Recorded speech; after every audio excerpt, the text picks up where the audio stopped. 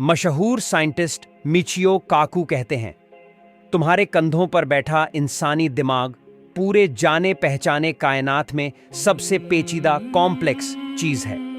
अगर कोई कंप्यूटर बनाना हो जो इंसानी दिमाग की नकल करे तो वो पूरे एक शहर के बराबर जगह लेगा। उसे एक दरिया से ठंडा किया जाएगा और उसे चलाने के लिए एक न्यूक्लियर पावर प्लांट चाहिए होगा, मगर तुम्हारा दिमाग ये सब कुछ सिर्फ 20 वॉट से कर रहा है। अब जरा ठहर कर सोचिए, जब एक साइंटिस्ट खुद हैरान होकर ये बात कहता है तो कुरान की वो आयतें याद आती हैं जो इंसान को उसकी अपनी हस्ती की तरफ मोड़ती है। और तुम्हारे अपने अंदर भी निशानियां हैं, क्या तुम देखोगे नहीं? सूरह अद-धारियात आयत 21।